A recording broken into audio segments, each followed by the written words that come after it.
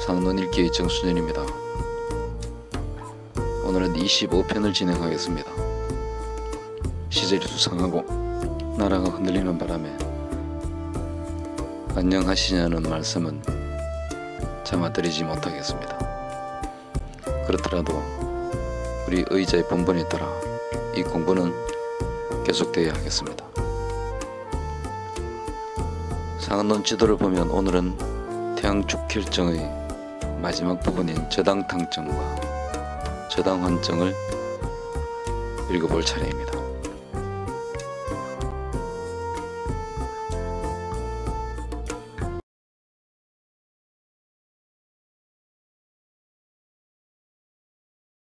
(14편에서는) 태양축혈증의 도액성기탕증을 익혔고, 이번 25편에서는 태양병 축혈증 가운데 저당탕증과 저당환증에 대해서 공부하도록 하겠습니다. 먼저 24편에서 익혔었던 태양축혈증, 도액성기탕증, 저당탕증, 저당환증에 대한 개요를 다시 한번 복습하도록 하겠습니다.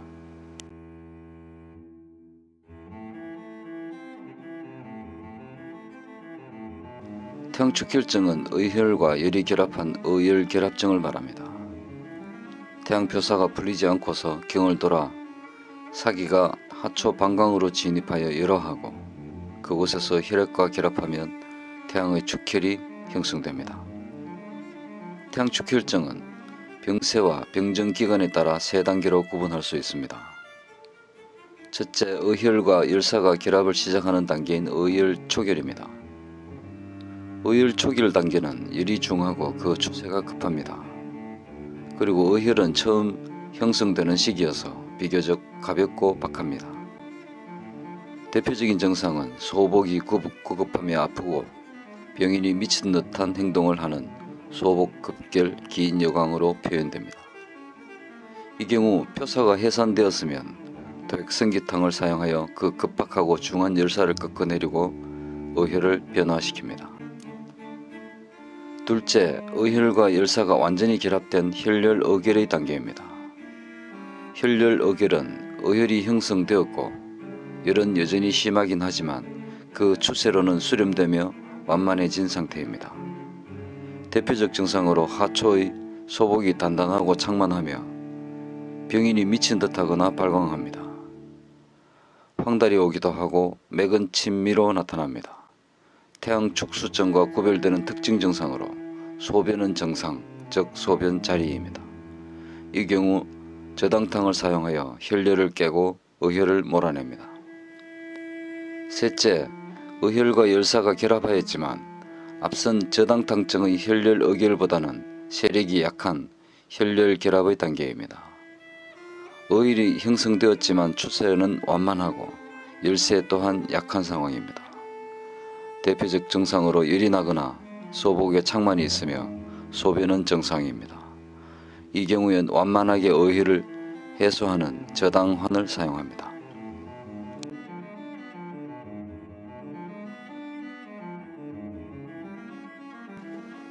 태양병 축혈증 2, 저당탕증입니다.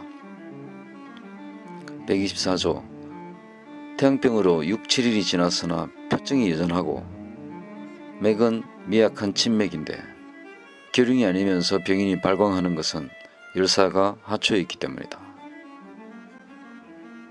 소복이 응당 경만하면서 소변은 정상이라면 하혈하여 낫는다. 그것은 태양경을 쫓아 들어온 열사로 인해 이에 의혈이 존재하기 때문이다. 저당탕으로 치료한다. 이 조에서는 혈열이 결합하였으나 의혈은 심하고 열은 수렴된 축혈의 정치를 말하였습니다. 태양으로 쫓아 사기가 태양부에 들어갔다는 것과 그곳에서 의혈이 결합하여 존재하는 것이 본청의 원인입니다. 맥미침에서 침맥은 병소가 이에 있다는 것을 뜻합니다. 미맥은 양기가 허약하고 유형사기가 저체해서 맥기가 불리해진 상황입니다. 반불계룡. 계룡은 표사가 리로 들어가서 리 곧 흉격간에서 담수와 결합하여 발생한 병증을 말합니다. 흉격 완복 부에 경만하면서 동통이 발생합니다. 이 조에서 계룡의 맥침과 태양의 축혈을 구별할 것을 제시하였습니다. 김발광. 발광이나 여광은 태양 축혈의 주점 가운데 하나입니다. 의일이 결합하였고 그 혈렬이 상부의 심신을 동요시켜 정신의 혼란이 발생한 상황입니다. 소복당경만. 소복경만은 유형의 의혈이 하초에 결합한 상황에서 발생합니다. 소복경은 의사가 촉진하여 감지할 수 있는 것이고 소복의 창만은 환자가 스스로 느끼는 증상입니다.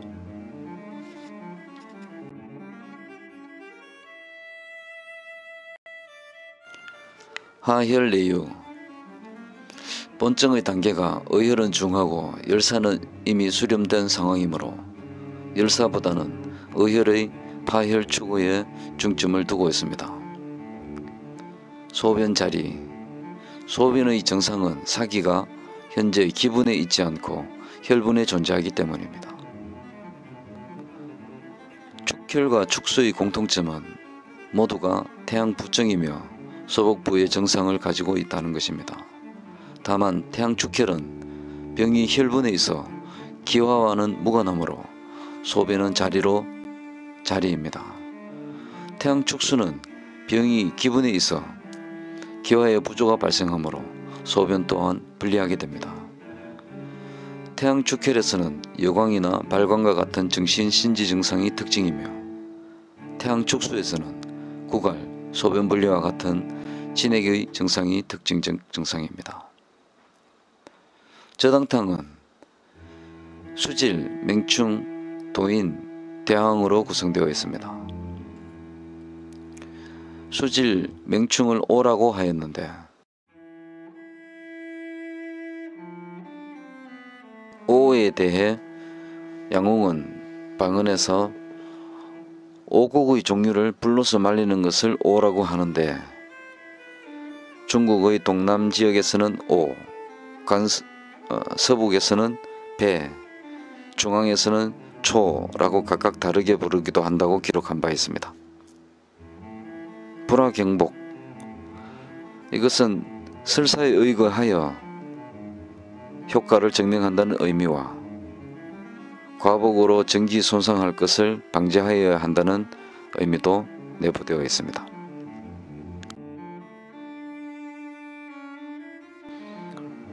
도핵은 과실의 씨앗 중 활혈화어가 가장 강력합니다. 대황은 초목식물 중에 파열 추구가 가장 셉니다. 맹충, 쇠등에는 비충 중 가장 흡혈을 잘하는 동물이고 거물이 또한 수충 중에서 가장 흡혈이 강력한 동물입니다. 이와 같이 저당탕은 육해공의 활혈 화의약을 모두 집대성하였는데 모두가 생태 환경이 서로 다른 곳의 약품들을 입체적으로 공동작전에 사용한 경우입니다. 대개 약의 성미와 기경과 공효는 생태 환경과 밀접합니다. 그러므로 동일 환경의 약류들을 선별하여 쓴다면 효과가 간단한 것이고 생태 환경이 서로 다른 곳의 영약을 서로 합체시키면 다방면으로 효과가 발생합니다. 현대 임상에서 저당탕은 구체적으로 정화적치로 인한 월경부조나 폐경 또는 통경이 있는 병증에 소복창만이 극심한 통증으로 변하거나 건망증 또는 번조증이 병발하는 경우에 사용합니다. 의혈이나 의혈결합이 야기한 정신분열증, 완고성 편두통, 뇌외상 후유증, 질타 손상 후의 의혈 응체의 경우에도 응용합니다. 태양병 축혈증 2-1. 저당탕의 정의 또 다른 원문입니다. 125조 태양병으로 신체에 발황하고 맥은 침결이며 소복이 경만한데 소변이 불리하다면 혈증이 없는 것이다. 소변이 잘 나오면서 병인이 미친 듯 하다면 혈증의 증거이다. 저당탕으로 치료한다. 본증의 병기는 혈혈이 결합하였는데 오열은 심하고 열은 수렴된 것입니다. 그리고 또한 본조에서는 축수 출혈이 모두 발황할 수 있음을 말하였습니다. 신황 이것은 축혈 발황입니다. 어열이 결합하였고 기기가 저체되어 간담의 소설에 영향하며 간담 소설이 실조되면 연기가 포달되지 못해 발황이 성립합니다. 이 축혈 발황의 특징은 어둡고 빛이 없는 회암모택이 특징입니다. 축수 발황 또한 축수로 인해 기기가 지체되면 간담의 소설에 영향을 주고 간담 소설이 실조되면 발황할 수 있습니다. 맥침결 침은 병사가 이에 있는 것을 말합니다. 결맥은 완만한 중에 한 번씩 그치는 것인데 이것은 기혈의 응체를 말합니다. 위무혈 소변이 불리하기 때문에 축혈증이 없다는 뜻입니다.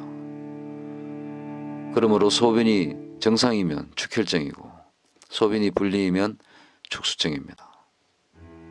혈증체야 맥침결 본증이 맥침결, 신황, 소변리, 소복경, 긴 여광이므로 혈증이 확실하다는 의미입니다.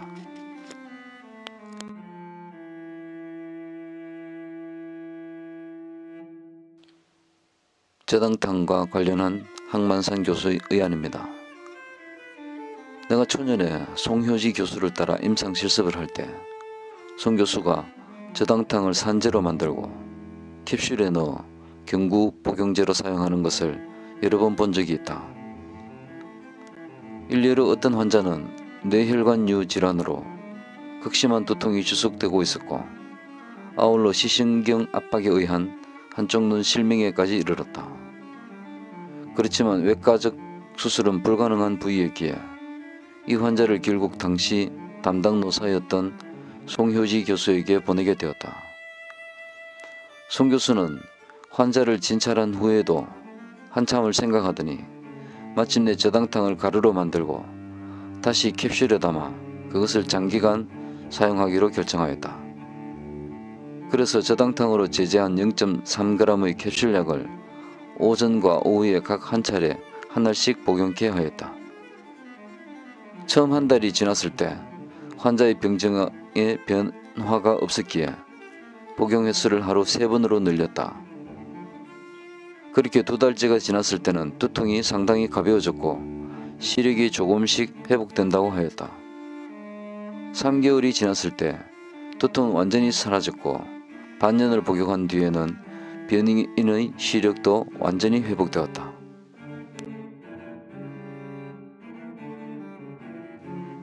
태양축혈 임상응용과 관련한 항만산 교수의 해설입니다. 유행성 출혈열 환자들의 병증에서 발생하는 증상을 관찰했을 때 어떤 사람은 소변소, 번갈 등의 신기능 장애가 나타났는데 이때는 오령산을 사용하여 신기능이 신속히 호전되었다. 어떤 환자는 소복부가 구급하여 편하지 않으며 정신이 불안한 등의 증상으로 표현되는 태양축혈증과 유사한 비뇨계통의 미순환 장애가 발생하였다. 이때는 도액성기탕과 저당탕을 사용한 후 그 증상들이 신속히 개선될 수 있었다. 혹자는 태양축혈증에 어떻게 소변이 정상일 수 있을까라는 의문을 가질 수도 있지만 그것은 태양축혈증이 원래 하초기화기능의 장애가 없기 때문이다. 태양축혈을 치료하는 방제 3가지는 자궁의 어열이나 소장의 어열 및 인체 어떤 부위라도 의와 열이 결합한 재반 어열 결합증의 치료에 사용할 수 있다. 그러므로 어떤 의사는 태양축혈증이 포궁이나 소장의 어열이 축적된 증이라고 인식하기도 한다. 그렇지만 태양축혈의 징후를 이를 치료하는 방제의 확대 응용 범위와 동일시할 수는 없는 것이다. 태양 축혈 임상 응용과 관련한 황만선 교수의 의안입니다. 한 노부인이 처음에 한전으로 몸을 떨다가 열이 나고 소변이 잦아지며 급하고 요도가 아프다가 육안으로 알 수 있는 요열이 출현한 지 보름쯤 되어 내원하였다. 병원에서 급성 방광염으로 진단되어 입원하였고 항균 치료를 시작하였다. 사흘 후에 열이 내리면서 여러 검사상의 수치는 정상으로 돌아왔지만 병인의 증상들은 해소되지 않았다. 소변은 여전히 조금씩 겨우 보고 저녁이 되면 미칠 듯하며 심중이 번져하여 잠들 수 없는데 점차 더욱 심해지고 있었다. 아랫배가 불편하여 늘 배를 어루만지면서 남편에게 하는 말은 예의가 없었으며 진정제를 먹고서야 겨우 잠이 들곤 했다. 여러 날 동안 대변을 보지 못하였는데 혀는 붉고 태는 황색으로 두꺼웠으며 혓바닥은 말라 있었다. 이것은 축수인가 축혈인가? 나는 이것은 축수와 축혈이 동시에 존재하고 있는 것이다. 미친 듯하고 소복이 편하지 않으며 소변이 불리한 것이 그것이다 라고 확정하였고 결국 오령산에 도액성기탕을 합하여 사용하였다. 오전에 약을 복용하고서 오줌을 많이 누고 대변을 2번 보았는데 그날 밤엔 깊은 잠을 잤으며 광조증은 발생하지 않았다. 둘째 날은 소복부가 편해졌으며 셋째 날에는 재증상이 소실되었다. 곧 급성방광염에 대하여 서약의 항생제를 사용하여 치료하였지만 노부인은 방광 기능은 회복되지 않았던 것인데 방광의 기화 기능이 불량하여 혈액의 미순환 기능이 완전히 회복되지 않은 것이 그 자각 증상이 해소되지 않은 이유였다. 두 방이 연합한 약을 사용하여 기화와 미순환을 동시에 촉진케 하였는데 단지 한 차례 사용하였을 뿐이었지만 증상들이 모두 해소될 수 있었다. 두 가지 증후가 병발하였을 때의 제 방에서 종종 두 방을 결합하여 사용할 수 있다.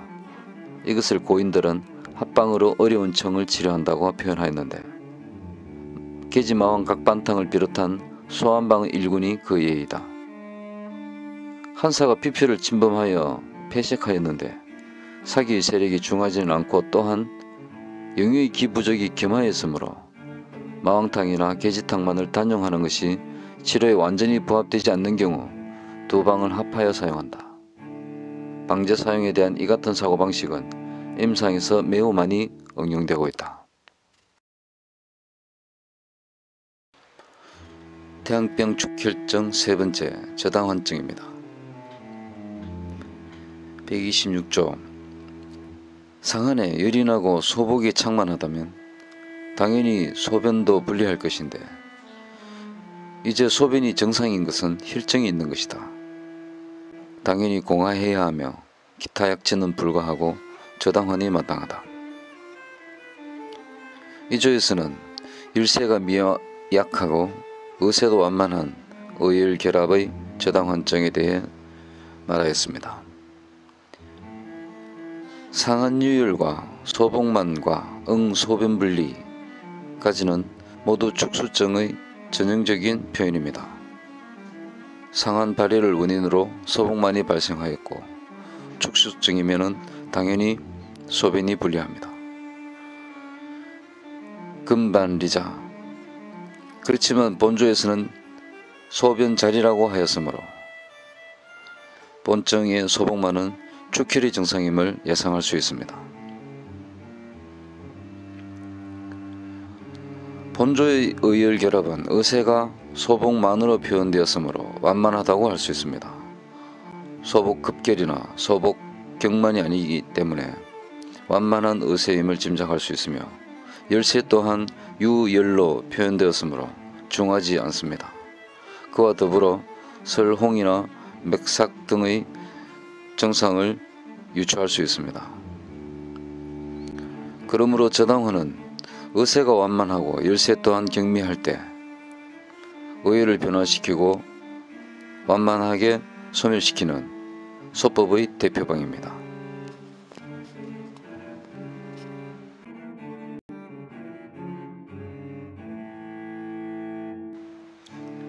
그러므로 저당화는 어혈이 완만하고 열세 동안 중하지 않은 일미어완의 어혈 결합에 사용하는 방약입니다. 구성은 저당탕과 같으나 원방을 감량하고 다시 변방하여 사용합니다.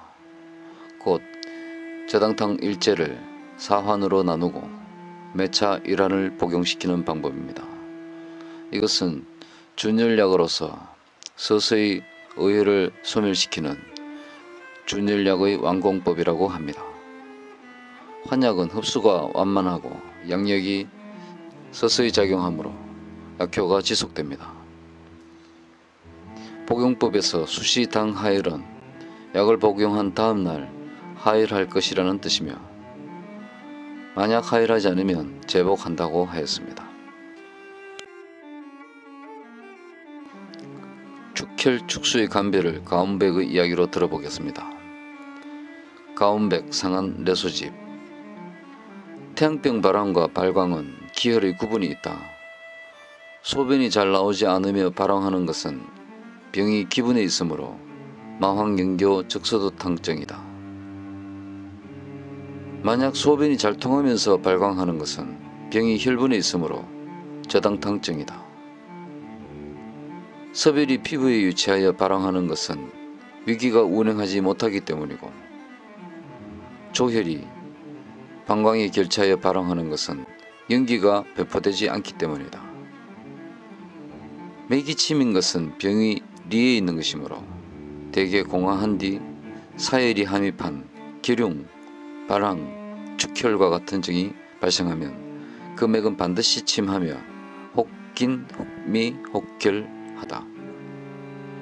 이것은 얻은 병의 경중을 따르는 것이며 병증으로 분류할 수는 없다. 수결과 혈결은 방광의 병이므로 모두 소복이 경만하며 소변이 잘 나오지 않으면 수결이고 소변이 잘 나오면 혈결이다. 25편에서는 태양병 축혈증의 뒷부분 곧 어성열염의 저당탕증과 어완열약의 저당환증에 대해서 공부하였습니다. 이로써 태양병 본증은 마치게 됩니다. 다음 26편부터는 더욱 흥미롭고 임상과 직결되는 태양병 변증들 부분을 시작하겠습니다.